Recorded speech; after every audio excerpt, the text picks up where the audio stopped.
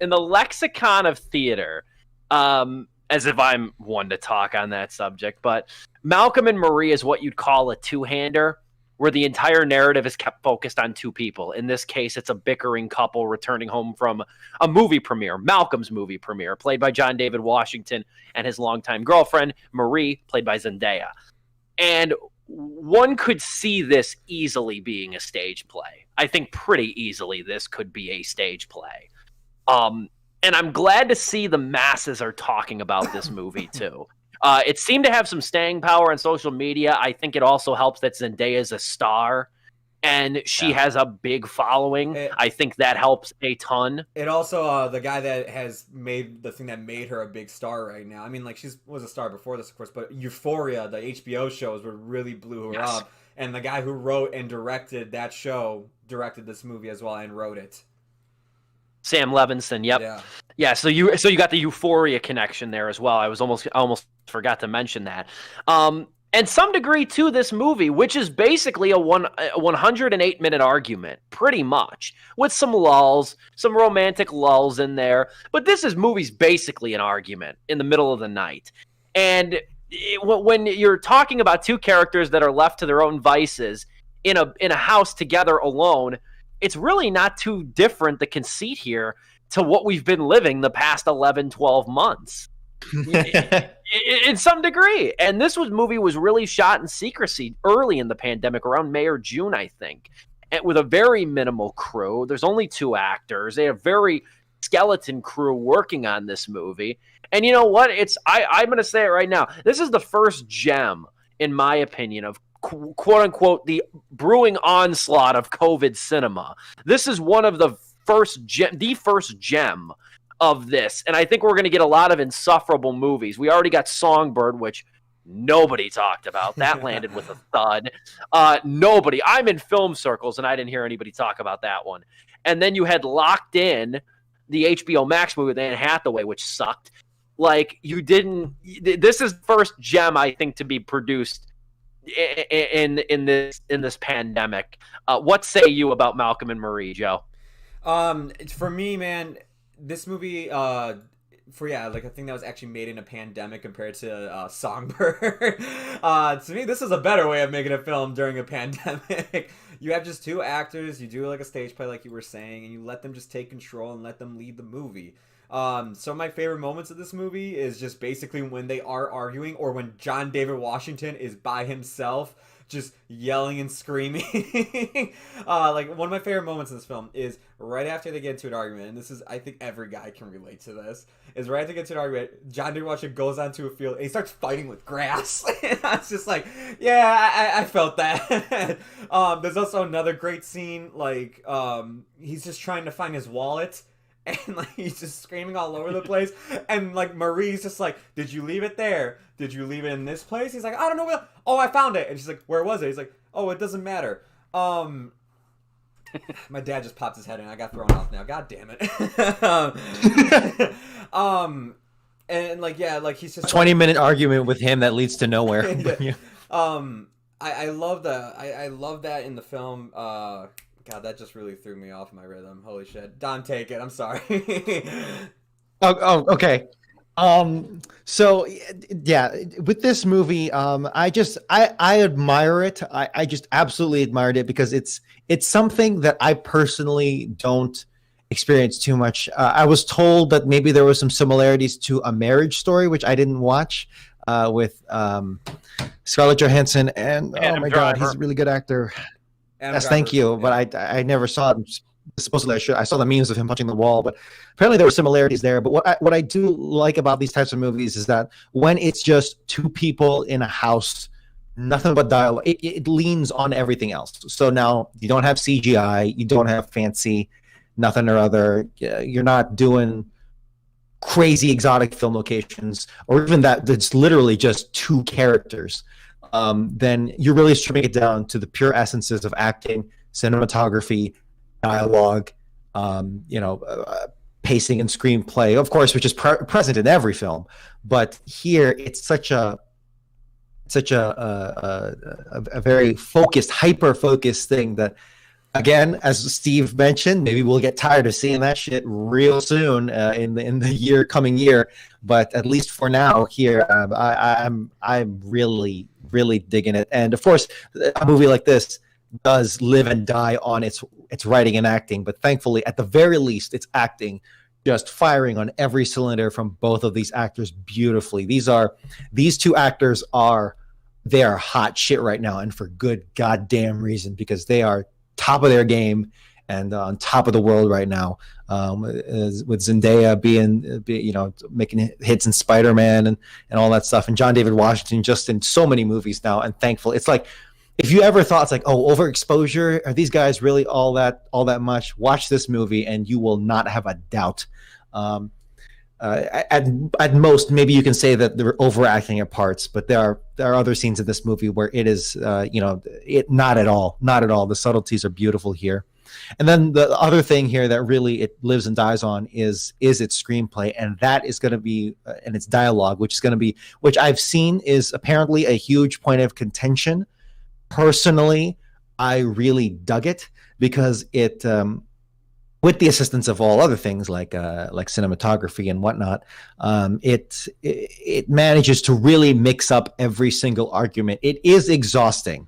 This is not a movie that I immediately went back and went, other than maybe some humorous parts that really add levity. But in terms of watching the whole thing from the beginning, it's like, oh man, I need a rest from this, because these two tired each other out for 90 minutes. It wasn't even that long, 90 minutes. And I felt tired out in a good way, but not truly rewatchable in terms of the whole thing. So I'll stop right there for now, highlighting those two aspects, but plenty more to talk about. I think that's a good start from both of you. For the patient and engaged viewer, this is a feast of dialogue and really sublime performances from two actors that leave everything on the floor. And it's not without its flaws, I'll say that much. It was kind of like the come down for me after watching this movie. I was riveted. And then, you thought about, there's parts of it I'll get into later. There's things to nitpick here. But overall, I would say they knocked this concept for the most part out of the park. And going on to the performances too, there's a lot of different angles in this. I want to talk about specifically the what I've been calling it in the review, and just other stuff I've been talking about with this movie in my review, the quote unquote free smoke to film critics. I want to get into that myself because I have thoughts on that. I have thoughts on that, but there's one debate, because Malcolm's a filmmaker and he's coming back from his film premiere. There's an extended debate about the value of authenticity in cinema between Malcolm and Marie, and very funny at parts, kind of confrontation the two have. The irony, though, of that conversation dawned on me late in the movie. This movie would fall apart if the actors, namely Zendaya, doesn't handle the movie's many tonal shifts without some degree of authenticity. And that's no disrespect to John David Washington, who's very good here, and I think solidifies himself as a star with this movie in terms of acting ability, especially coming off being empty action figure in Tenet. But Zendaya, I think, is the glue here. I think she is the one who gives this boiling, simmering rage that kind of cycles between passive aggressiveness to exploding, contempt, to kind of manipulation in one scene that had me in the first half, not gonna lie. Yeah. But she cycles through a lot in this movie, and she makes you believe it. She is so damn good. As soon as I finished watching it, I tweeted and I said, as if I have any weight, but I said the Oscar campaign for Zendaya starts now. Yep. With Malcolm and Marie, and she would more than earn it. Joe, you've said kind of the least of the movie, or you said less than both of us here. More thoughts from you on Malcolm and Marie? Yeah, I'll piggyback off of that. No, Zendaya in this movie, yeah, as much as I was like praising John Day Washington before I lost my train of thought, Zendaya here is the star, in my opinion, though. She outshines John David Washington, not in a bad way. Like, she doesn't, like, John David Washington and her have great chemistry, of course, and they're both good in this film. But she, like, whenever she just monologues on her own, you're just pulled into it immediately. And, like, there is that scene, yes, where she, like, you think something bad's about to happen, and then she literally not only plays Malcolm, she plays you too. And you go like, oh, son of a bitch. But yeah, there's so many good scenes. There's a scene where she has a breakdown, and you just feel for her, and like you're screaming at Malcolm, like, just listen to what she's saying, you idiot. Just listen to her for like 2 seconds, please. Like, it's just like you're believing everything Zendaya's putting out there, and I completely agree with you. Yeah, the Oscar, like, for 2021, if she's not nominated, like, I'm gonna be like pissed off as hell. I know it's so early on in the year and we have plenty more films to go, but it's just like, in terms of a performance and like what she did here with like very like in a lot of restrictions too. Remember, this was made during COVID times, early COVID too, so it's just like films today right now that are being filmed, like they have like a great system now to work around COVID measures and making sure everybody stays safe. This was like very early on. I have no idea what was happening on set, and she nailed it, and she still like kept on her A game. For sure. Dom? Yeah. Absolutely. And it's Zendaya's kind of manic, somewhat, emotional, all the words that are used to describe a woman who just has more than one dimension to her. It does feel different, not like other girls. No, it does feel different than what you see in other movies where there is a similar. So Zendaya is a recovering drug addict, somewhat, I think, far removed. We don't get an exact timeline, I think, but I think well removed, at least a few years from that from what she was recovering from. So it's not like we're in the middle of wrestling with that. So we kind of avoid that cliche as well. A lot to talk about cliches, but we avoid that cliche as well. So we kind of it melds really well with her character, and I'm glad someone was able to finally make use of that without having the mandatory. It seemed like it was going to go that way for a second, but it avoids the mandatory. She relapses. She's gonna, overdose on pills in the bathroom floor, and then that's gonna be, they're gonna wake up in the hospital or whatever. I was tired of seeing that. I was tired of seeing that for a while, but it's particularly hit with Hillbilly Elegy, with Amy Adams's character there. Not so much acting, because I think that's more so on the screenplay's fault and directing or what have you. But I mean, this in terms of that specific angle of kind of the character who is a recovering drug addict, who is a woman with a lot of emotions and a sordid past or whatever that she's trying to move past on. It feels very much anti Hillbilly Elegy there, and how it also blends into the business of movie making, where it's not too overblown. It feels very grounded, because it all comes from, or at least it starts, the spark is from when it's just a guy reacting to someone criticizing his art. That's all it is, or the thing he made. And I think all of us, especially the three of us who, whenever we see the occasional comment on our reviews, our discussions, where it's like, we all have a visceral reaction to that. So seeing John David Washington, having that be his kind of the start of the plot here, and how that kind of boils over into so many other things, is amazing. And it's really in touch with the human element. But no, for real, because also, like, we've all had that moment where we're arguing, not even with an SO, but with someone, your parents, a friend, a coworker, where it's like, yeah, we're arguing about one thing, but we're really talking about this shit right here. And it's just seeing that play out in such a really cool way, in a really cinematically rich way. I don't know if we want to go on to that now too, but just an awesomely very creative way that, maybe I'm behind. I probably am, but it's a breath of fresh air from what I've been watching lately, and I'm really glad about it. Yeah, no, I completely agree, because it's been a while. I mean, I've been reading a lot of plays this year, as I've mentioned before, but to kind of see one, you know what I mean? Because I've been reading a lot of August Wilson recently, so it's been a lot of stuff in my head that I've conjured up images and such. It's very cool to see something like this play out. And on top of what Dom was saying too, this movie has some very bitter choice words for film critics that I was entirely amused by. I really was. And film critics have been kind of snippy in a way. At least the reviews I've read about this, they've been snippy towards this idea. If nothing else, it was a good hack for Sam Levinson. Make a movie that criticizes film critics so that when the film critics criticize your film, it looks like that they're just bitter and resentful. It was actually kind of a genius little thing that he did. But moreover, I honestly found when Malcolm's lashing out at a critic for the LA Times, and I don't know if you guys know the connection to that, but I'll mention that at the end of this. But I found most of the critiques that Malcolm had about film critics pretty valid and understandable. I was kind of nodding and laughing while watching that scene, because Malcolm's beef is that critics spend so much time assigning labels and subtext to art that they kind of miss structure, experimentation, tone, and different other elements that go into a movie. That's kind of, at least how I took it, the essence of his beef with film critics. At the same time, he's frantic about waiting for the reviews of his new movie to come in. So therein lies a little bit of a paradox. Too. Pays to read it. He gets the credit over the wall and everything, which is great. Like Joe mentioned earlier, great scene. But here's where I will say this, because they keep name dropping LA Times, was the first publication that Malcolm sees has reviewed his movie, and a glowing review, and he's enraged about it. Yeah. About some of the comments from the critic.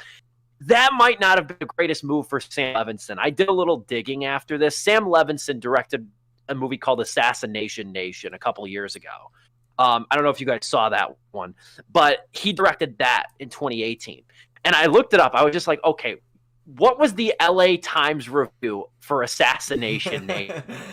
I'm like, what did they say? So I looked it up. I'm not going to name the film critic, the female film critic, but the title of the review was Assassination Nation is exploitative horror that has the gall to lecture us on girl power. Girl spelled with 4 R's.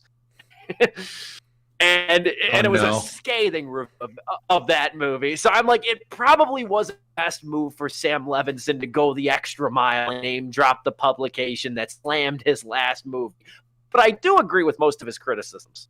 Yeah, because now you did make it look a little personal, especially when like Malcolm talks about how the original, like the first time he starred in a movie, like that critic reviewed it and like totally like wrote a bad review, and he like was so pissed about it. So it's just like, oh yeah, the comparison's even more clear now. Free smoke, anyone can get it.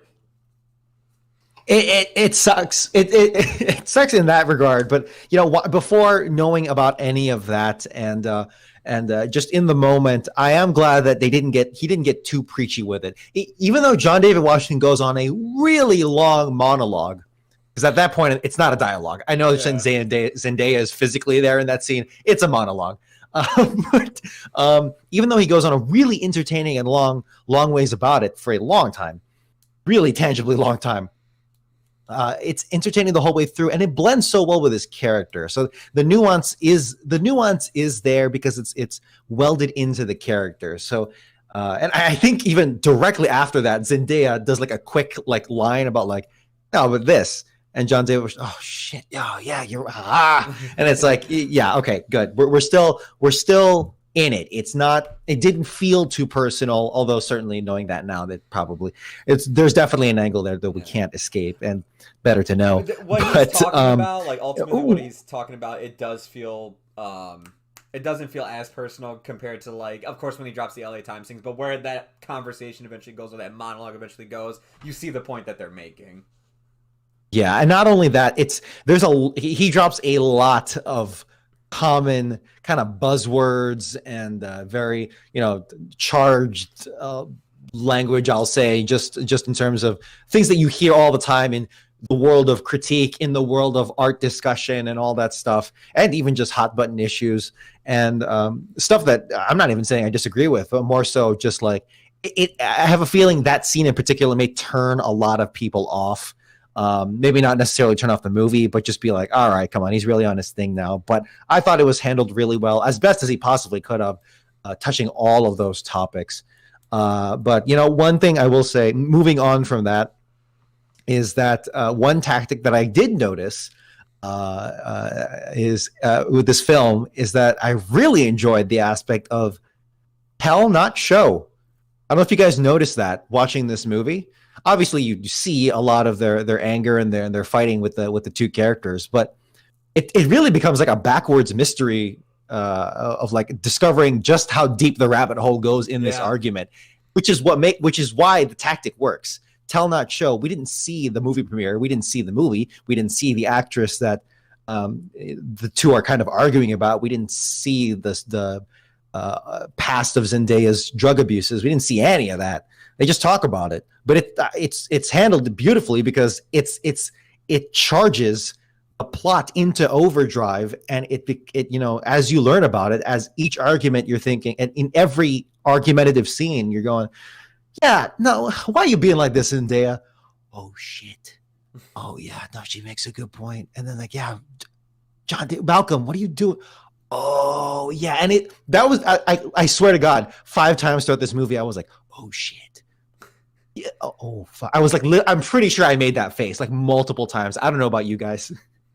No, the tea was really good. The tea was very good when it came to the drama, man. Oh yeah, every single it was time. hot. Like, especially when one person leaves the room and comes back in, you're just like, ooh, what's they got? You're like, yup. Let me see what they got for us. I was talking back to the screen with this a handful of times, or like I'm sure my neighbors here love me, but I remember watching this movie and I'm saying like, why does she got to go there? Why does she have to bring that up? That shouldn't be a deal. And then on the flip side, like 10 minutes later, I'm like, you see, this is why women hate men. This is exactly why. Like, that's what I was going off, man. I was like, I mean, all men are fucking horrible, and then sorry, but like, on the flip side, it's like, Zendaya, why are you being like that? Stop it. He's trying, okay. But yeah, on every cylinder, this movie, it's just so hyper focused. And it's a pressure cooker, yo. It is a pressure cooker, and I just watching it explode time and time again. By the 5th or 6th kind of argument, where it's like they make up, it's beautiful, man. 2 minutes of makeup and then 10 minutes of arguing. The fact that he was able to hold me for so long. And that even though I was emotionally exhausted by the end of it, but kind of in a good way, how you're exhausted after a good roller coaster, where it's like, oh man, I need to calm down for a while. But goddamn, that was good shit right there. Oh boy. And I'll add to this too, because there are, and I kind of saw him, after I was like, done being exhausted and kind of leveled out. I waited, about 24 hours actually before I wrote the review of this. And to think it over, and there are issues. There are a few issues here. I think the main one is that things tend to get a little monologue heavy in this movie. Yeah, they get a little pretentious, in my opinion. It's at some point. It's not even the. I mean, it's not even the pretend. Like, you could argue the pretentiousness. That's not the angle though that I take it. I think the problem there is. This is not how, as entertaining and as riveting as this movie is, this isn't how spousal arguments play out. This isn't how they work. We cut each other off. We interrupt ideas. We stutter. We say things we really don't mean. And sure, they do that a lot here. But the impossible eloquence of this movie makes for an opportunity for the actors to kind of leave it both on the floor. But it's like, I almost say it's Sorkin-esque. This is not how people argue. Yes. This is not how people go back and forth, especially in the heat of the moment. Like, that's where it feels stagey to me. And it doesn't take away from the riveting factor of it, but it does get a little long-winded. I think this probably would have worked better as a 30 to 40-minute short. I think it probably would have maybe worked better as that, as good as it works now. And then when you get these long monologues about film, like reviews or authenticity of film, then it starts to feel like Sam Levinson kind of airing his own misgivings in some ways.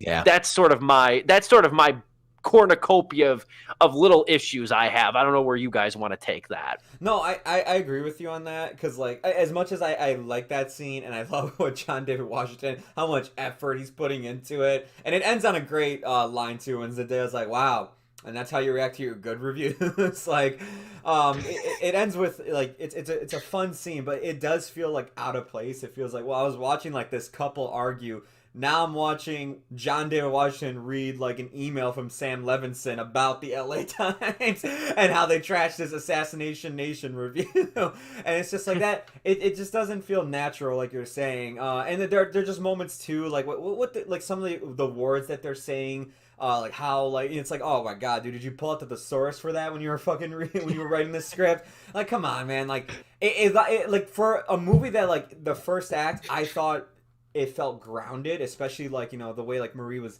starting off cold shoulder, then started to reveal everything, and then like he aggressively eats his mac and cheese. I'm just like, man, I'm already loving this. Like this is great. This feels like a real argument. But like, yeah, the halfway mark, it starts to lose its steam, and you start noticing like, no, it is more of like, let this person have their moment. Okay, now I'll talk. No, like people cut each other off and everything, like you say. It's very Sorkin-like, and it's not a bad thing. It's not. It's just that like it. I do agree with Steve. I honestly sat there and I was like, by the end of the first argument, I even thought to myself, I'm like, damn, what if this like worked better as a short? Like, because I feel like I'm like, okay, so now the rest of the movie has got to play out like this, and we're only like 25 minutes in. What if it's just like, what if we just ended the movie there? Like, I think it would have been great as like a little pandemic short, but whatever. In terms of how, I absolutely understand how it may get preachy and certainly unrealistic in a Tarantino-esque, Sorkin-esque way. I was actually actively thinking that at some point in the movie. I was like, I'm gonna treat this like a Sorkin, where it's like, yeah, awesome dialogue, I love it, but like no one talks like this. This does not make any sense. They would have fallen asleep half an hour in. One of them, probably John David Washington, because he's kind of a man-child with ideals.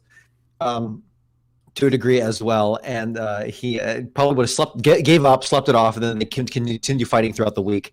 But you know, if you give in, as someone who tries to give into the movie a little bit more, once they've earned my trust, once they've earned a good opening, I'm like, all right, let's see where this goes. I was a little more sympathetic to it, but hey, all points valid. I can't deny that.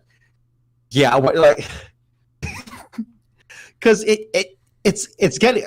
You're seeing this in real time. My head play it out. It's like it's just hard to shake it off now that it can get a little personal. Steve, I wish you hadn't mentioned that. God damn it, about the Assassination Nation review, because now it's like specifically she. So you're saying the reviewer was also a woman? Yeah. Yes.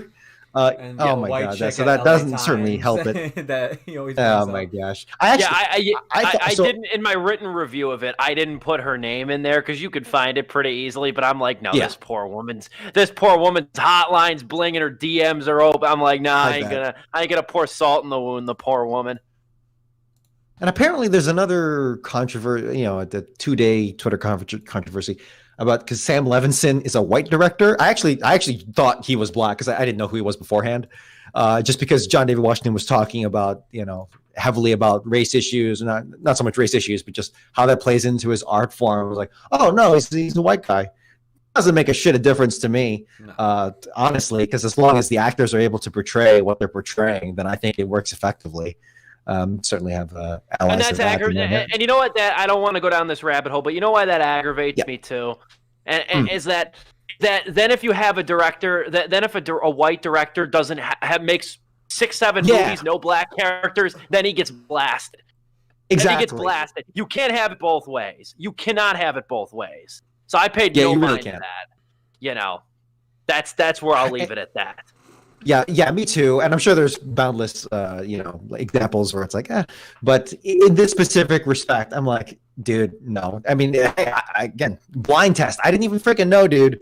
And this is a wonderful showcase for two of the strongest, black actors working today. And it's, so in that regard, I'll leave it there, like Steve as well. So I think we're going to move into closing arguments. Not closing arguments. Might as well be closing arguments. But move into stars. Reviews. Yeah, exactly. So I'm going to give it.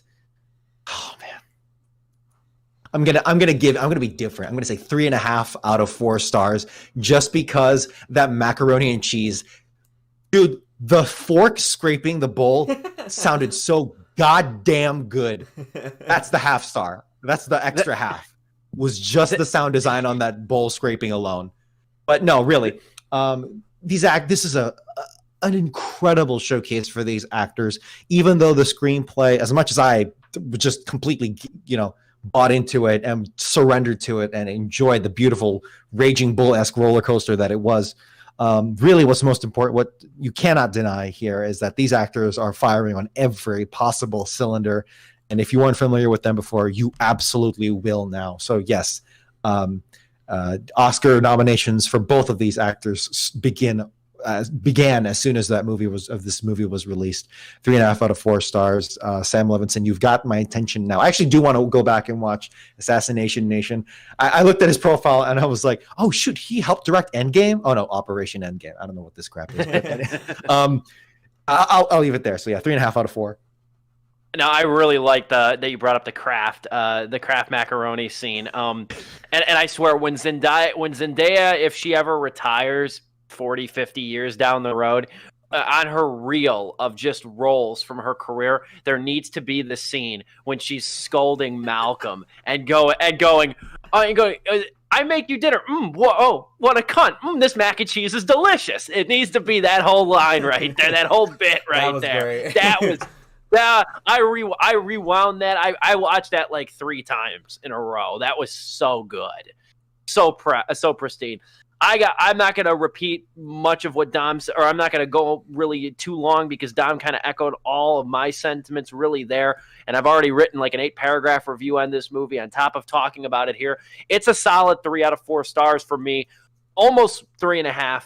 I give it 3 because I do have some misgivings with it, but this is a tremendous showcase. These are tour de force performances from both Washington and Zendaya. They both need Oscar nominations. I think they both deserve them. And I think this movie, too, I'll say it again, is the first gem in what is going to be an onslaught, don't kid yourself, of COVID-centric cinema that's going to come throughout probably most of the first half of this decade. Yeah. And I think this is a good bar to put up there. It's 3 out of 4 stars. Joe, send us home on Malcolm and Marie. I'm also giving it a 3 out of 4 stars. I do think it's good. I think it's a great watch on Netflix and showcases some of the best talent working today, young talent as well. But yeah, I mean, I do think it runs a little long as well. I know it's weird to say when the movie's only an hour and 36 minutes, but its credits aren't that long either. It's only 4 minutes of credits, so that hour and 32 minutes, like, I do feel like it kind of overstates its welcome by the end, especially like the last 5 minutes where it just keeps cutting to them as they're brushing their teeth. And I'm just like, all right, let's just wrap this up, guys. Come on, let's go. Let's get the final closing argument here from both of you, and then finally go to bed at 6 in the morning after you just spent the last 3 hours smoking cigarettes, eating mac and cheese, and yelling at each other and drinking. But it's a good Saturday night. That's a great Saturday night. That's what I call Saturday. But even when I say that is basically what happens in that movie, they just argue, smoke cigarettes, drink, fight grass, and eat macaroni and cheese. It feels very down to earth for the most part, and I loved watching it. I loved watching them play these characters of Malcolm and Marie. Definitely check it out. 3 out of 4 stars. Very nice. Quick point, because I knew that it was going to be on this list the second I finished it.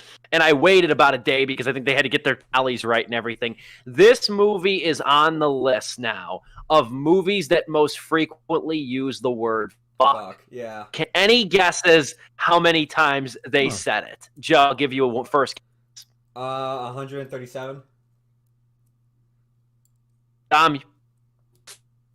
400. Oh man, we got one that's way too low and one that's way too high. It clocks in at 284. Oh. 284 uses. That feels right. Yeah, I had to go to that Wikipedia. It's one of my favorite Wikipedia pages. I have it bookmarked on my computer. It's one of my favorite Wikipedia pages. In that respect, the dialogue is very realistic. 287 uses of the word fuck. Yeah, when you're arguing, very egotistical people, an actress and a director. Oh yeah, hell yeah, that's accurate.